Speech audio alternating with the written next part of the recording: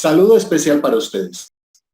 Tengan la más cordial bienvenida a su canal Docente Decente y a la sección de entrevistas Decente con Aníbal Pérez Sastre. Aníbal, qué placer tenerte aquí en nuestro canal. En YouTube somos Docente Decente y en Instagram somos Docente Decente 1. Bienvenido. No, pues Francisco, muchas gracias por esta invitación. Por acá, desde la distancia, ¿no? En Alemania. Qué bueno, qué bueno. Sí, voy a hacer aquí un ajuste de sonido, pero te digo, pues, estamos muy contentos de tenerte aquí. Es un placer además porque queremos que la gente conozca un poco tu vida, lo que estás haciendo actualmente. Así que, Aníbal, de verdad que esto es un verdadero placer para mí. Mira, Aníbal, la idea de esta entrevista va a tener al menos dos facetas. Una faceta que va a ser, por un lado, personal, o sea, vamos a hablar un poquito de ti, de tu vida en general, ¿sí? Y luego vamos a llegar a lo que estás haciendo actualmente, que la verdad me parece que nosotros que somos colombianos, pues la verdad con todo orgullo, qué bueno conocer del trabajo que estás haciendo en tierras alemanas, ¿ok? Pero bueno, entonces empecemos por la primera parte. Yo quiero que me cuentes un poco de ti, de tu familia, que me cuentes de don Álvaro Augusto, de doña Francia Betty.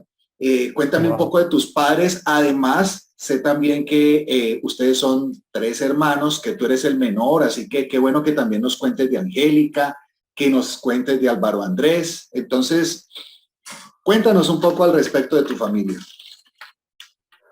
Bueno, pues yo soy el menor de 3 hermanos. Nos llevamos aproximadamente cada uno 5 años.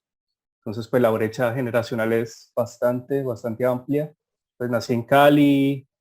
Mi familia no es que sea muy musical, en realidad. Ajá. Soy el único que estudió música. A pesar de ello, mis hermanos empezaron a tocar un instrumento. Mi hermana estuvo en el conservatorio, ella tocó algo de flauta. Sí. Y mi hermano también estudió algo de piano, pero ellos no siguieron pues con la música. Ahí quiero Y hacer en mi caso una es pequeña muy... interrupción, mi querido Aníbal. Precisamente que has dado ese marco me da la situación perfecta para hacer una particularidad para los que nos están viendo de tu vida, de tu presentación como tal. Aníbal es chelista, graduado de la Universidad del Valle. Además, tiene una maestría en la Escuela Superior de Hamburgo, ¿sí? Y esta maestría está enfocada en la musicoterapia, tema del cual vamos a hablar ahora en un rato, porque ese va a ser quizás uno de los puntos centrales donde aterricemos. Por ahora quiero que nos sigas contando un poco de tu familia. Me estabas contando de esas primeras también inclinaciones que ellos tuvieron hacia la música. Entonces, puedes continuar, cuéntanos. Sí, bueno, como venía diciendo, mis hermanos estuvieron, bueno, mi hermana estuvo en el conservatorio y yo empecé a tocar guitarra, pero fue por algo muy particular y fue que en el colegio aproximadamente en tercer grado, yo no era muy bueno en música y una vez hubo como un examen y fue el primer examen que yo perdí y luego mis papás súper preocupados, no, o sea, nuestro hijo perdió su primer examen en música y entonces decidieron pues que yo estudiara guitarra. Yo vi eso con buenos ojos, empecé a estudiar guitarra como a los 8 años aproximadamente y bueno, pues luego fui así creciendo en este cuento de la música. Sí. Y bueno, y mi familia siempre me apoyó, siempre ha sido un apoyo muy grande. También cuando yo dije que quería estudiar música, dijeron, adelante. Qué bueno, Aníbal. Ahora, quiero hacer ahí como una pausa para pensar un poco en ciertas cosas que realmente creo yo incluso pasaron en tu vida y que me encantaría que me las aclares y que me cuentes, que nos cuentes a todos. Nosotros somos aquí en este canal chismositos, ¿no? Sí, te vas a dar cuenta. Tengo entendido que tú tuviste también una importante inclinación, gusto por el tema de los astros, no sé si la astrología, o la astronomía, mejor aún, y la astrofísica. Entonces, ¿en qué momento tuviste ese tipo de gustos e inclinación para posteriormente ya decir, no, no, la música es lo mío? ¿Eso fue antes o eso fue durante? Cuéntanos un poco. Sí, ahí veo que te estás informando muy bien, te informaste muy bien y tienes muy buenas fuentes. Sí, yo con la astronomía tuve como mi primera pasión de verdad, y eso fue, bueno, mi papá me regaló un telescopio, y entonces yo de niño, por ahí yo tenía unos, creo que 10 años, 11 años, yo iba al patio de mi casa, entonces observaba las estrellas con el telescopio, Ajá, y yo imprimía también como mis mapas celestiales y me sabía las constelaciones. Y bueno, yo en un tiempo pensé estudiar astronomía sí, y fui a Bogotá también, fui como a investigar dónde podía estudiar eso. También estuve con el director de la Sergio Arboleda, que allá creo que hay en este momento algo, una carrera de astronomía. Pero bueno, ya luego vi que si yo estudiaba, pues la carrera no había como mucha salida aquí en Colombia, y pues bueno, me desilusionó un poco de verdad. Entonces, eso quedó así como en frío, pues estudiar claro. astronomía. Sin embargo, pues yo todavía tengo la pasión de todas estas noticias de astronomía, de la NASA.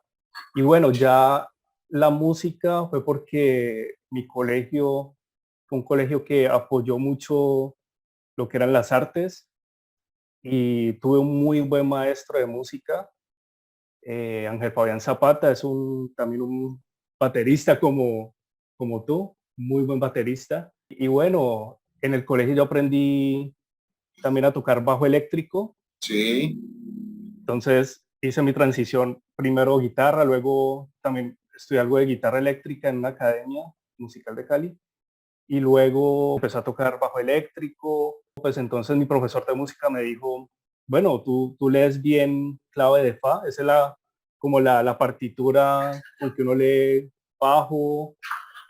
Y entonces luego me dijo, si tú quieres estudiar música, tú podrías escoger otro instrumento, por ejemplo, como el cello, si te interesa. Y entonces yo dije, cello, ¿y por qué no? Y bueno, fue así como decidí estudiar cello, y con eso hice pues mi paso a la universidad, a la del Valle, ¿no?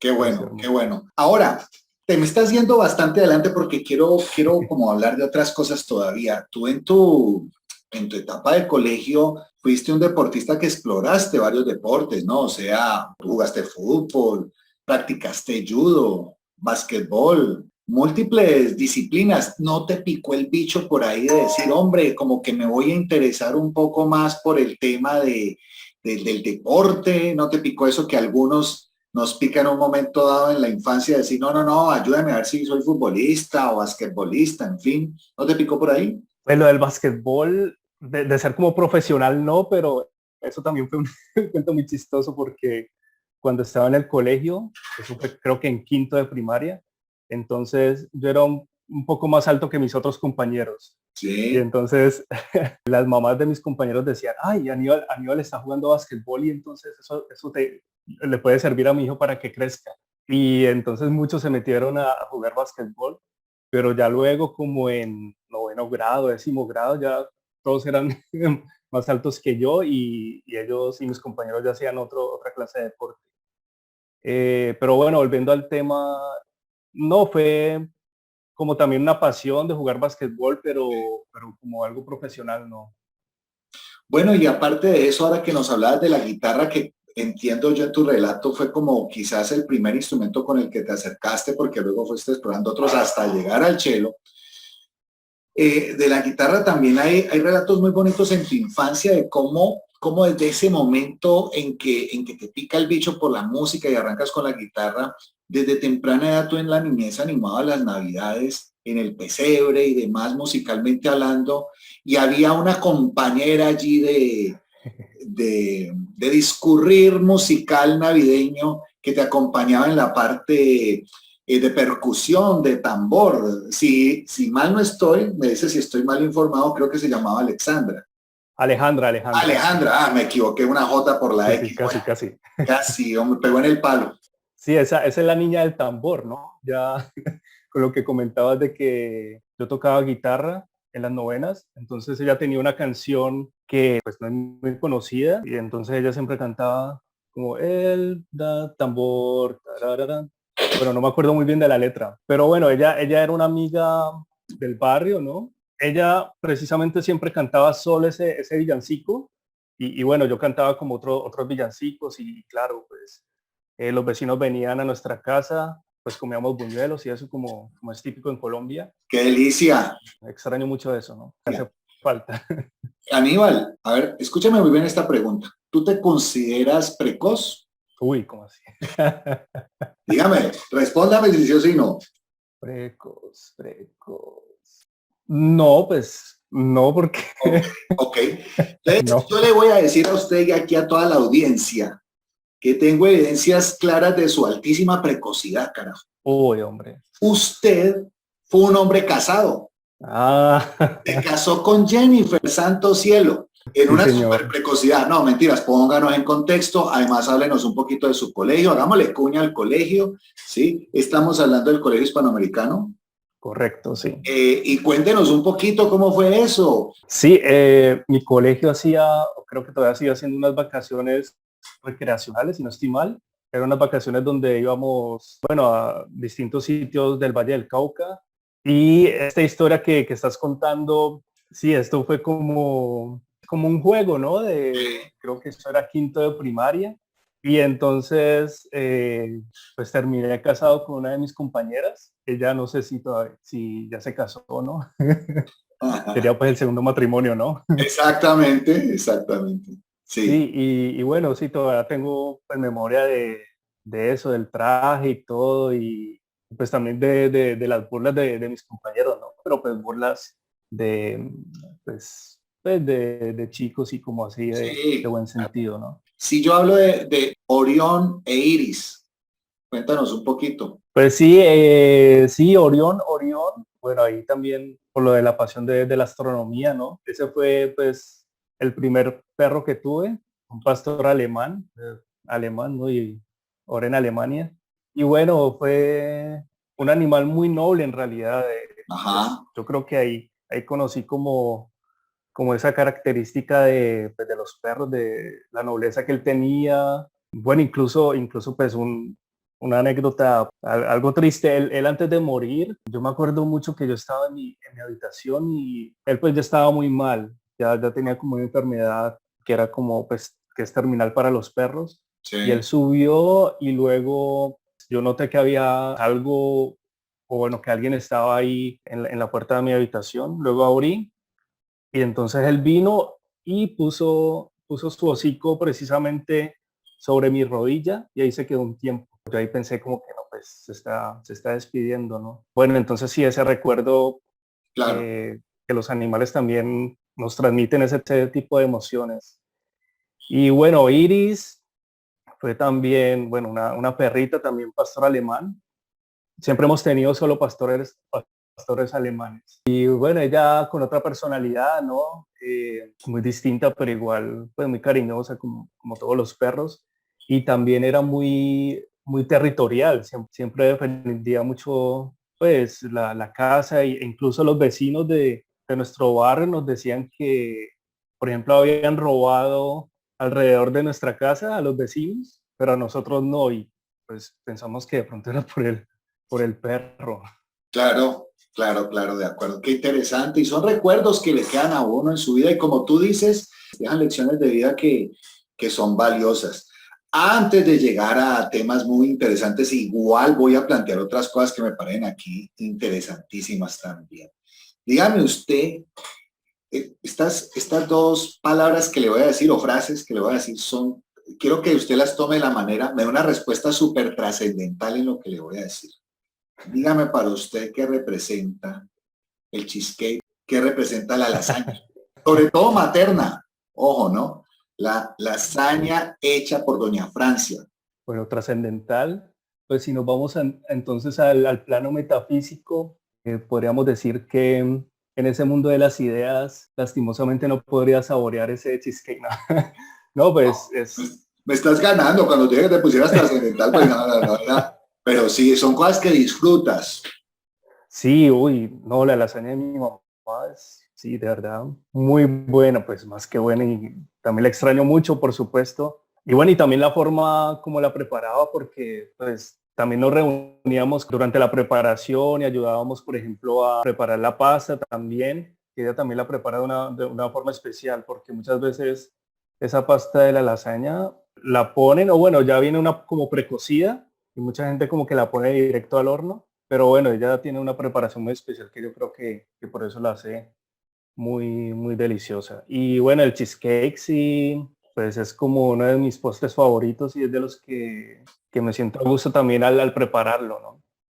Es que para allá iba además, usted ha tenido clases de cocina, ¿no? Usted también le ha pegado a la comida gourmet, se ha aproximado no solamente con pasión a la música, sino al tema de los alimentos, ¿no? Sí, correcto. Eso fue justo cuando yo estaba trabajando en un restaurante como músico, que tenía un trío en Cali. Eso fue como en el 2000, sí, 2010. Y bueno, el primer salario que nos dieron, entonces yo dije, pues yo siempre he tenido como una pasión por la cocina y yo dije, no, yo quiero aprender a cocinar bien. Con ese primer pago hice un curso en la Escuela Gastronómica de Occidente. Ahí primero me di cuenta que no hubiera servido para ser chef.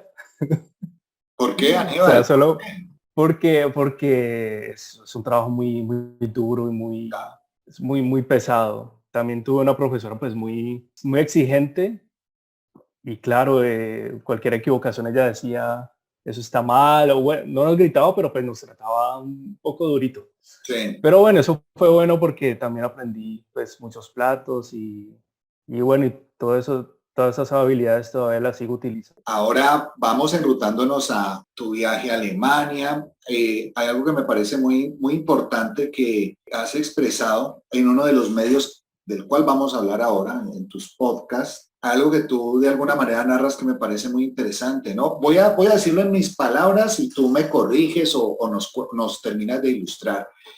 A propósito de lo que estabas diciendo, que tú como músico estabas haciendo algunas presentaciones en restaurantes y demás. Narras algo que me parece interesante, por lo menos que te pasó a ti, y es el hecho de sentir que si bien es cierto, ese es un oficio positivo y demás, tú sentías que la esencia y lo que tú sientes por la música de todas maneras en ese tipo de espacios se quedaba corto en el sentido de que la gente pues cuando va a comer principalmente a eso, va a comer, a disfrutar de un buen plato como te gusta a ti la lasaña o el cheesecake, lo que sea, en fin, está comiendo y bueno, la música es algo que es válido, pero quizás de línea secundaria, ¿no? Y yo siento que tú querías que la música, que lo que tú estabas haciendo atravesara a las personas de otra forma, ¿no? Entonces, como esa inconformidad, ese sentimiento de estar tal vez como estancado ahí, que en algo que, listo, daba algún tipo de retribución, no solo económica, pero emocional quizás muy baja, entonces decides también pues dar un movimiento fuerte en tu vida teniendo ya las perspectivas analíticas de haber pensado que tú querías irte a otro país, pero esto ya te da como el motor suficiente para tomar decisiones. Entonces cuéntanos un poco como toda esa situación al respecto. Sí, de verdad eso fue un cambio, bueno, primero fue un cambio como al azar, fue algo que se fue dando, este cambio de ser músico y tocar, por ejemplo, delante de un público y ya con la musicoterapia fue un cambio que se dio, pues puedo decir de la nada, porque fue una oportunidad que se me presentó, no aquí en Alemania, yo aquí en Alemania, yo en realidad yo vine a estudiar cello y bueno, lo hice, yo estuve un año aquí, cello, una academia privada y luego por cosas de la vida terminé en una residencia para adultos mayores y ahí empecé a tocar música y como tú dices, ya luego hubo este cambio de que yo tocaba para un público, pero que además el público no era como un público frío, sino que yo tenía mucho más contacto con el público y ahí yo fui conociendo, por ejemplo, los problemas que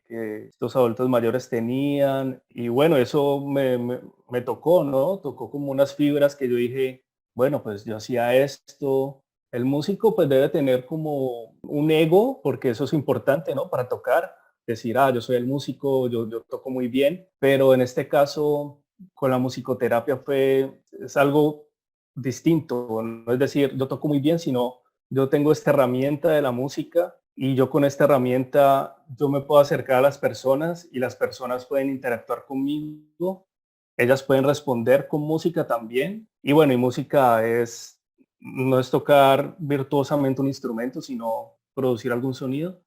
Y entonces yo puedo trabajar como los problemas de las personas, traumas y bueno, cualquier tipo de trastorno incluso que la gente pueda tener. Pues Aníbal, quiero que ahí vamos un poquito más lento. Fíjese que no me equivoqué desde una de las primeras preguntas que le hice. Usted sí es precocito, hermano. Es que a usted le gusta anticipar. antes. Adelante, adelante, Paso adelante, por Dios. Pero bueno, fíjate que están narrando cosas que me parece que son muy valiosas pues, que la gente conozca, ¿no?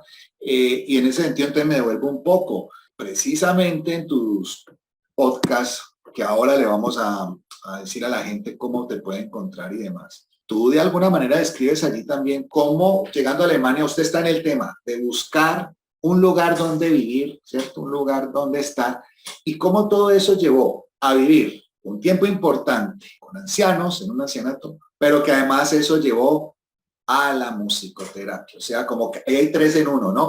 Buscando habitación, buscando un lugar de vivienda, hogar de ancianos, maestría en musicoterapia. 3 palabras o 3 frases que dicen mucho de un proceso que viviste muy particular. Cuéntanos un poco. Sí, ahí te voy dando la razón, ¿no? Sí, soy precoz, porque ya viví en un ancianato, ya me casé. Sí, ese proceso, entonces, como te decía, fue algo pues, que fue llegando. Yo llegué aquí a Alemania en el 2012 y bueno, primero estudié cello, como dije, un año, y luego de un año yo dije, bueno, primero esa dificultad de conseguir aquí una habitación en Hamburgo es muy estresante para muchas personas y especialmente para los migrantes. Y bueno, ya en el 2014 yo me había mudado unas 6 veces o 7 veces más o menos, hasta que un compañero violinista aquí en Alemania, en Hamburgo, me dijo, mira, hay un proyecto que es por parte de la Escuela Superior de Hamburgo de Música y de un ancianato, y se trata de que pues uno puede tocar allá para los ancianos y uno recibe como contraprestación una habitación y también comida. Y yo dije, pues eso no suena mal, ¿no? Eso suena muy bien, pues comida Claro. y habitación. Y yo pensé, bueno, primero obviamente la entrevista, ¿no? Para ver cómo era este tipo de asilo. Y bueno, era un asilo de gente con recursos y tenía muy buenas habitaciones que eran como de 30 metros cuadrados más o menos, con buena calefacción, que es muy importante aquí en Alemania para los inviernos. Y bueno, yo dije, sí, yo tuve la entrevista con la gerente, nos mudamos y al principio yo empecé tocando solo cello con mi compañero y eran obras clásicas. Y yo noté que a los ancianos pues les gustaba este tipo de música.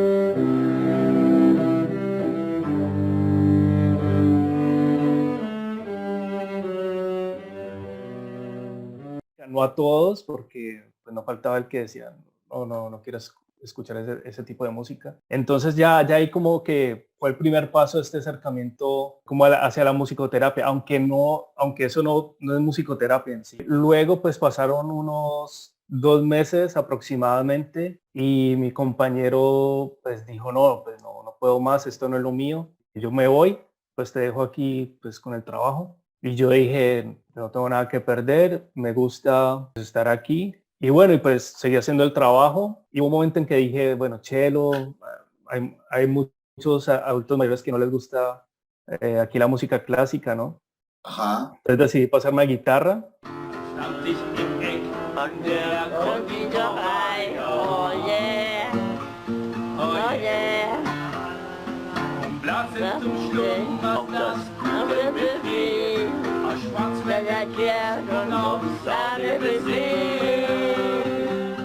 y aprender canciones folclóricas alemanas, que pues eso fue el primer reto así también para mí, porque tenía, pues no era solo cantar bien las canciones en alemán, sino que además uno tenía que conocer el contexto de la canción, porque incluso hay muchas canciones que son típicas alemanas, que tienen una letra muy, digamos, no muy adecuada con la historia y con ciertas etnias, digamos.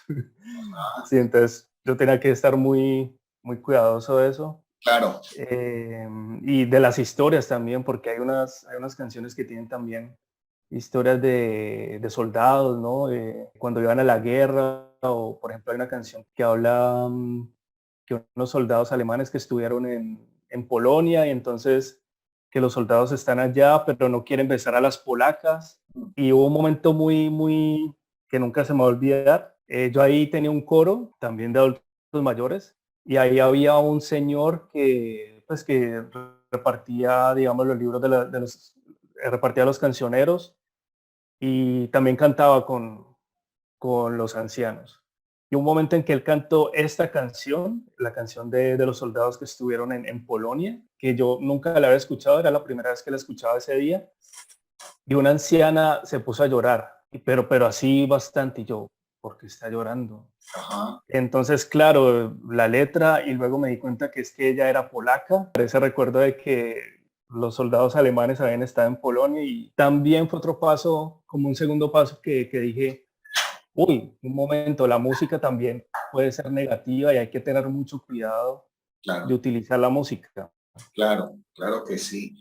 Qué interesante, Aníbal. Y precisamente cuando narrabas que tu amigo, tu compañero decide dar un paso al costado, mira, yo creo mucho en Dios, ¿no? Yo creo que Dios sabe cómo hacer las cosas. Pasa eso, pero mira que pasado un tiempo que además a ti te da un poco duro la partida de él porque ya hacer las cosas tú solo, claro, tienes la oportunidad entonces de retornar a la guitarra para tratar de variar cosas, esquemas y demás. Pero además llega una persona que para ti va a ser muy importante, con un rol muy particular, que es el que de alguna manera, según entiendo, tú me corriges, pero esa persona de alguna manera te termina de alimentar las expectativas y lo que ya tú estabas viendo de la música como efecto en las personas y quizás te empiece a enrutar en lo que va a ser posteriormente tu maestría. Sí, esta persona fue una persona decisiva para tomar la decisión de estudiar la maestría en musicoterapia. Sí. Y bueno, ella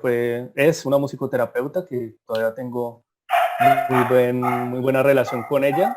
Y bueno, la historia es que yo, mientras estaba en este asilo, yo tocaba, yo andaba con mi guitarra de aquí para allá, porque es un asilo que tiene varios edificios. Y entonces yo veía una persona que siempre me miraba y me miraba así como fijamente cuando pasaba. Y entonces yo decía, por qué me está mirando esta señora así siempre? Y bueno, se me hizo muy raro. Y luego, pues yo estaba tocando y ella entró al mismo edificio donde yo hacía música y Sí. se presentó y me dijo, yo soy la musicoterapeuta, la nueva musicoterapeuta de aquí. Y yo, musicoterapeuta, yo, wow, es la primera vez que encuentro a alguien pues que dice yo soy musicoterapeuta y que trabaja aquí. Y yo, uy, qué bueno y qué interesante. Y entonces luego ella me fue contando lo que hacía. En ese asilo y en general aquí en Alemania hay un piso especial, hay un pasillo especial, una estación especial donde están los ancianos con trastornos, ¿no? Porque cuando hay una edad avanzada, entonces se pueden presentar las demencias, el Parkinson, el Alzheimer, también todo tipo de trastorno que también le pueden dar a gente con menor edad, depresiones, que había en ese asilo también. Ella trabajaba exclusivamente y hacía sus sesiones de musicoterapia ahí. Y entonces ella me contaba cómo hacía eso y con unas técnicas especiales. Y entonces yo pensé, wow, eso no es fácil, porque y es lo que pasa mucho, y que la gente tiene una preconcepción también de la musicoterapia y que de verdad no lo veo de mala forma, sino que, pues porque también yo pensaba así, que la musicoterapia era como que alguien iba a un asilo de ancianos y ponía un CD y le ponía así los audífonos al adulto mayor Ajá. y ya, y ese era el trabajo. O si no, yo yo pensaba que era como algo de nueva era, o sea, yo tenía esas imágenes y con esta musicoterapeuta me cambió completamente ese panorama que yo tenía sobre la musicoterapia. Y bueno, y luego ella dijo, ya después que nos fuimos conociendo más y que también hacíamos música juntos, tocando pues en los distintos edificios, ella me dijo, ¿tú por qué no estudias musicoterapia? Yo veo que tú tienes como buen contacto también con los adultos mayores y tienes como ahí como un buen feeling, ¿no? Sí. Y yo pensé, sí, pues de verdad, ¿no? Es como que a pesar de, en ese tiempo yo no hablaba fluido el alemán, entonces pues había esa barrera del idioma, pero a pesar de que tenía esa barrera, yo pues me comunicaba bien con ellos y los entendía, como entendía los problemas que ellos tenían, y ellos también me comunicaban sus problemas a la vez. Esa parte yo creo que fue bastante reveladora en tu vida y eso que también de acuerdo a esta cronología que estamos narrando de esos momentos, eso te dio todo el empuje para presentarte, para buscar la manera de arrancar, pero entiendo que justo cuando dices me voy a presentar, no sé qué, típica ley de Murphy, le dicen a uno, se acaban de cerrar ya las inscripciones, no sé qué, para esta parte no puede, entonces, bueno, ¿y cuánto tengo que esperar? Creo que te tocó esperar como 3 años, si no estoy mal. O sea, te tocó arrancar en el 2017. Qué pausa tan grande y me imagino la paciencia que te tocó tener y el sinsabor que en un momento dado eso dio, pero como uno dice también, tarde o temprano los tiempos de Dios son perfectos, o sea que todo tuvo que ser por algo. ¿Fue así la cosa?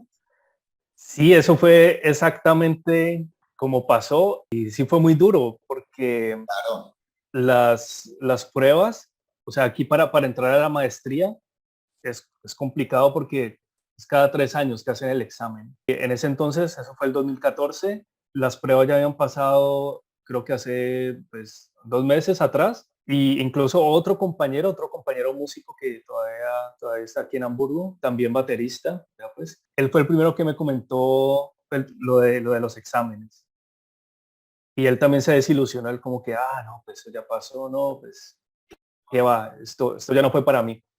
Pero yo sí dije, pues 3 años de pronto pasan pues rápido, yo me puedo preparar mucho mejor para el examen. Y pues fue así, ¿no? En el 2017 realicé el examen y todas las experiencias que había tenido en este asilo me sirvieron muchísimo, claro. porque muchas de las cosas que yo hacía, aunque no era musicoterapia, ¿no? Eh, yo lo hacía como de forma, sí, como espontánea, y ya luego en la carrera yo me di cuenta, ok, yo hacía esto, pero entonces lo que yo hacía, eso tiene un nombre y esto se puede utilizar de esta forma y yo puedo entonces utilizar esta técnica para hacer esta sesión y así, etcétera.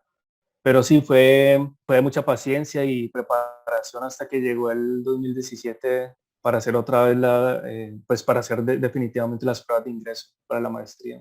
¿Cuánto tiempo duró la maestría, Aníbal? La maestría dura 3 años. Fue en el invierno del 2017, o sea, de octubre. Entonces fue de octubre del 2017 a octubre del 2020, en Ya, pandemia y todo. ya. Te tocó cerrar la maestría de esa forma. Sí, Bueno, Aníbal, y vamos llegando a algo que también pues me parece que es mágico, que es maravilloso y que me parece que vale la pena que la gente lo siga conociendo. Las crónicas de Orfeo. Me gustaría que nos cuentes cómo nace. Orfeo, por supuesto, pues tiene una historia mitológica interesantísima que quiero que más bien la cuentes tú. Me parece que Orfeo simboliza mucho de lo que quizás es tu búsqueda, en lo que pretendes con la musicoterapia. Y él tiene unas características muy interesantes que creo que resumen el espíritu de lo que tú quieras proyectar, no solo pues con el podcast, sino también y en esencia con tu rol como musicoterapeuta. sí, así es. Orfeo para mí es el arquetipo del musicoterapeuta en general. Y pues para mí representó durante la maestría esta imagen, ¿no? Del Orfeo, de este personaje que puede sanar mediante la música. Y esto surgió también porque durante la maestría, cada estudiante debía hacer un pequeño ensayo y era un ensayo muy libre, ¿no? Y yo hice un ensayo referente a un juramento. Entonces yo hice una comparación entre el juramento de Hipócrates, que es el juramento de los médicos, ¿no? Y entonces yo dije, bueno, si la musicoterapia y bueno, la música también se puede utilizar para fines positivos como negativos, ¿no? Entonces también el musicoterapeuta debería tener un juramento, un tipo de juramento. Y entonces yo escribí un pequeño juramento que fue el juramento de Orfeo. Y bueno, entonces eso Perdón, me quedó en Aníbal, la ese lo cabeza y yo dije, elaboraste tú, el juramento, o sea, tú construiste ese juramento, fue la propuesta de tu... sí, Ya, ok, ok.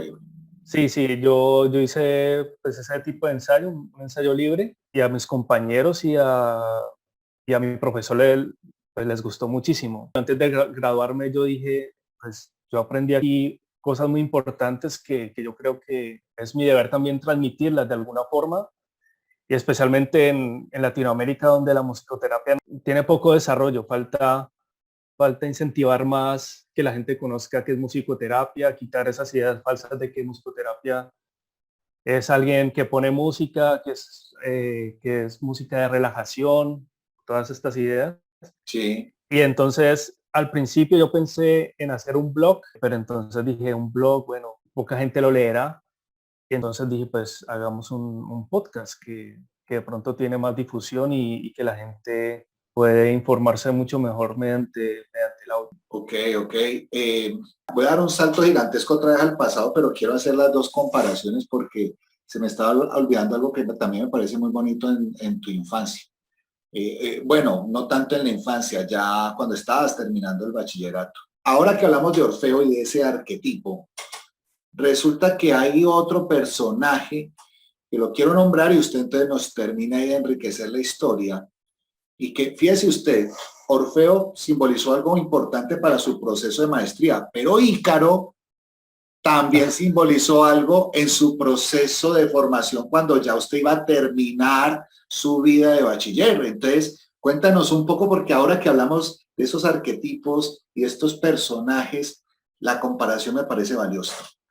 Bueno, y muy bien que lo mencionaste porque de ahí también viene lo de las crónicas de Orfeo. Este Ícaro, yo había leído un libro en el colegio que se llamaba La venganza de Ícaro, que era sobre astronomía también, y bueno, de cohetes y de cómo el hombre llegó a conquistar el espacio. Y entonces yo hubo un momento también que pensé, bueno, la venganza de Ícaro, la venganza de Orfeo, bueno, pero venganza es como Ajá, que suena negativo, sí, pero sí, entonces Ícaro también representa ese arquetipo, ¿no? De superación, Orfeo también un poco, ¿no? Pero bueno, y ambos con final trágico, ¿no? Que es algo que, pues, que no debe ser así, ¿no? sí, sí, sí. Esta tragedia de la tragedia griega.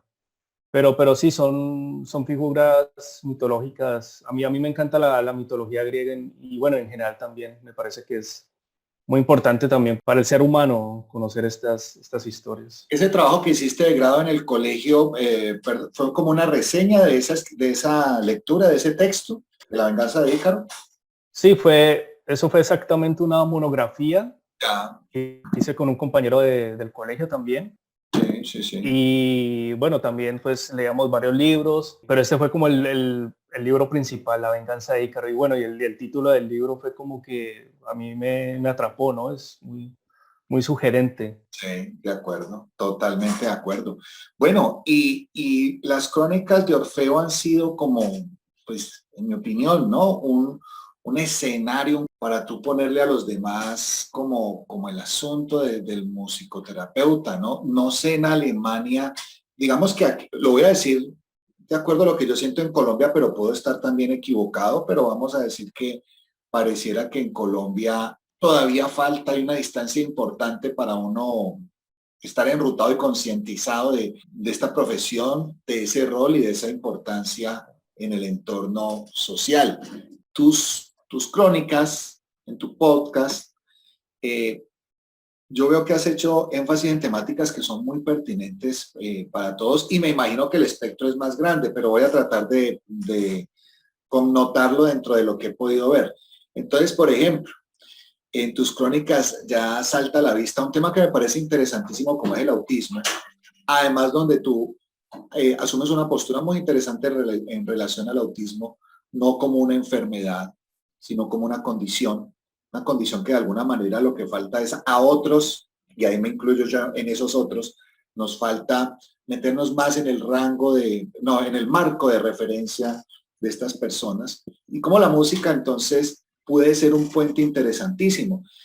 Hablas del autismo, de hecho en uno de tus podcasts invitas a una persona autista que también vive en la Alemania, si no estoy mal es colombiano, y que ha hecho pues unos importantes aportes en la música en Alemania.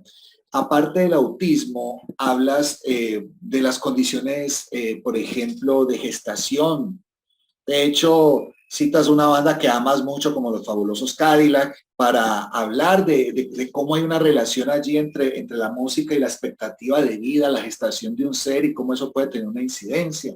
Pero hablas también de bajar un poco los mitos que a veces se dan desproporcionados del efecto Mozart. O también mencionas en tu podcast, abordas temas sobre el Alzheimer. En fin, entonces, digamos que siento que el podcast está dando todo un espectro interesantísimo de contextos, de grupos sociales y humanos en los cuales la musicoterapia y particularmente, por supuesto, el musicoterapeuta pues tiene un quehacer fundamental, ¿no? Importante y que enriquece la intervención que se hace del ser humano frente a las ciencias humanas, ¿no? O sea, ahí esta condición de esta disciplina hace aportes que yo creo que nos hacían falta y que aunque uno de la música sabe que tiene un valor importante, el musicoterapeuta le puede dar a uno la dirección y el sentido de ello. Entonces cuéntame como un poco de todo ese espectro, además de las perspectivas que tienes con el podcast y quizás si tienes otros proyectos, por supuesto. Sí, a ver, la musicoterapia es un campo muy amplio en realidad. Uno puede trabajar con población muy diversa y abarca desde, como tú dijiste, desde la condición prenatal hasta también una fase pues final cuando ya estamos ya con muchos años y pues cuando tenemos enfermedades también, enfermedades terminales. Y en realidad sí, los temas son muchos y eso fue también una razón por la que yo dije, si hago un podcast, en realidad tengo muchos temas para hablar. Y también en la musicoterapia hay también especialidades, ¿no? Entonces, hay musicoterapeutas que se dedican solo a la parte neurológica, que es, por ejemplo, cuando alguien tiene un derrame cerebral y, por ejemplo, pierde el habla. Entonces uno puede trabajar con musicoterapia para restablecer la capacidad del habla del paciente. Sí, autismo, también con refugiados, que va a ser un tema también que va a aparecer en el podcast. Sí, También temas más específicos de medicina, por ejemplo, como tinnitus, que sí, es este sonido que tienen las personas constantemente en el oído. sí, sí, sí. Y sí, entonces el podcast también es para divulgar esta información a Latinoamérica, especialmente que la musicoterapia no es algo alternativo, Ajá. que digamos no es una medicina alternativa, sino que es también una disciplina de la salud mental que también coayuda y que también favorece a los pacientes que tienen trastornos y bueno, no solo trastornos, sino dificultades en su vida. No es, y nosotros trabajamos también de mano con los psicólogos, con la psicología.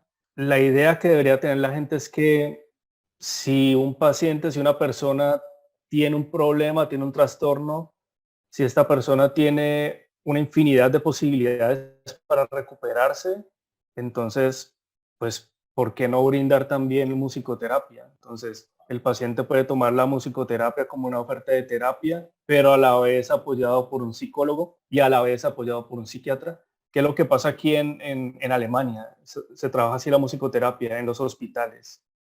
Aquí la musicoterapia no es que sea una profesión que ya está totalmente establecida, Ajá. pero sí ya tiene un nombre. Por ejemplo, hay gente que uno se encuentra y que dice, ah, sí, yo estuve en este hospital y yo tuve unas sesiones de musicoterapia con esta musicoterapeuta, ella hizo esto. Y bueno, la idea es que eso pase en algunos años, espero pues muy pronto, en Colombia especialmente, porque, por ejemplo, en Argentina ya está un poco más desarrollada, Ya. tiene cosas, y bueno, y la psicología en general, ¿no? También en Argentina. Pero sí, países como Colombia todavía falta mucho.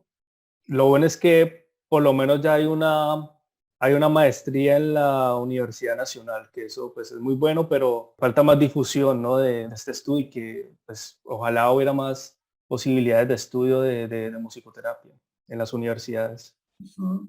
Bueno, es un campo prometedor y ojalá, Aníbal, tengamos la fortuna de que en tu propia patria haya la oportunidad que con tu desarrollo, con tu aporte, esto pueda empezar a germinar de una manera mucho más fuerte e importante. Te iba a hacer una pregunta. Las crónicas de Orfeo, tú viviendo en Alemania, ¿las tienes como producto de podcast solo para en español, o sea, para gente entonces de habla hispana, o has sacado ya una versión alemana, o lo piensas hacer, o no? Cuéntanos un poco ahí. Sí, esa es la idea. La idea es más adelante sacar una versión en alemán. Y bueno, la versión en español obviamente es como yo apenas estoy conociendo este mundo del podcast, cómo se graba, también pues hacer un guión, cosa que nunca había hecho, también la forma de hablar, que todo eso se aprende con los errores y Sí. cuanto uno más capítulos graba, entonces pues más aprende. Y sí, algún día pues lo haré también en alemán porque curiosamente también mis compañeros de la maestría, Sí. mis ex compañeros, pues escuchan los episodios. Hay unos compañeros que hablan muy bien español y entonces también me dicen, bueno, pues tú deberías también hacerlo algún día en alemán, ¿no? Pero Claro, bueno, eso será más adelante, claro. claro, de acuerdo, pero ahí tienes un campo de acción también muy interesante. Y lo que dices, los, las versiones que vas sacando seguro que cada vez van mejor y eso te va dando también luces para fortalecerlo. Yo le quiero decir a las personas cuando vean este video, los que están en Instagram y vean esta transmisión, que de verdad les recomiendo mucho las Crónicas de Orfeo, un podcast, me han parecido muy positivas y de verdad que lo dejan a uno pensando en muchas cosas, ¿no? Creo que ese es apenas un inicio. Tú estás haciendo más o menos 2 podcasts por mes, más o menos, es como el promedio. Sí, estoy haciendo cada 2 semanas. Ya, Ya estoy terminando la primera temporada que va a tener pues 10 grabaciones. van 8, ¿no? Eh, o sea, van 8 episodios, pero hay un episodio que es doble, que está en 2 partes, que es el efecto Mozart. Ya. Pero sí, entonces 8, pero terminaría con otro episodio, sorpresa, ¿no? Para los que están escuchando. Ahí terminaría la primera temporada y pues ya estoy preparando lo que viene con entrevistas, ¿no? Otros musicoterapeutas y con otros temas, ¿no?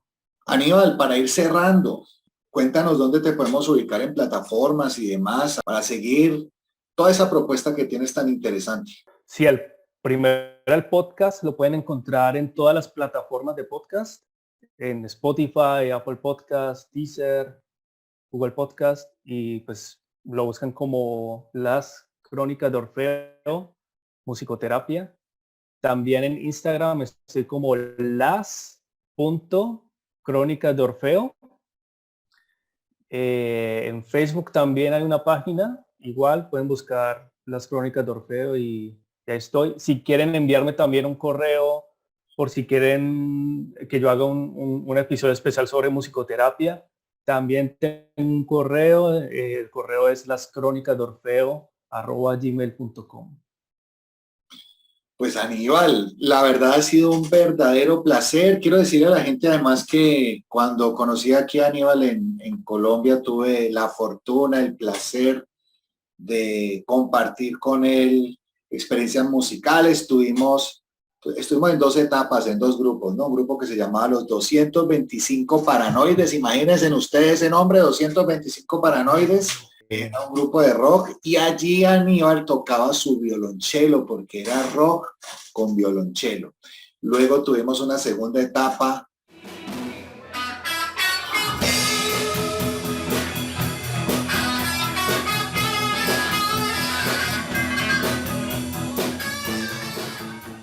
donde tenemos otra banda que se llamaba Second Shot. Ahí Aníbal tocó la guitarra eléctrica, además cantaba. Y fue una experiencia pues junto con otros compañeros maravillosa. Y además debo decir que tuve el placer, cosa que le agradeceré siempre, de habernos atendido a mi esposa y a mí precisamente en Hamburgo, de conocer su contexto. Y bueno, Aníbal, para mí ha sido un orgullo tener esta entrevista contigo porque eres un colombiano que está dando un ejemplo maravilloso en esas tierras, tierras que la verdad considero hacia la distancia, ¿no? Que no es fácil y que has logrado cosas con persistencia, con deseos. Mira, a propósito, antes de que se me olvide, tu mamá, por ejemplo, cuando yo trataba de que ella me dijera un poco cómo te veía a ti, entonces decía, en esencia yo considero a mi hijo un hombre introspectivo, reservado, y tu padre decía que consideraba que la característica que brillaba en ti era la nobleza. Yo creo que estoy de acuerdo con ellos. Eres una persona discreta, que le gusta hacer las cosas, las hace con pasión, pero sin tener que armar con eso un alboroto. Más bien yo armo el alboroto para que la gente conozca las crónicas de Orfeo y demás.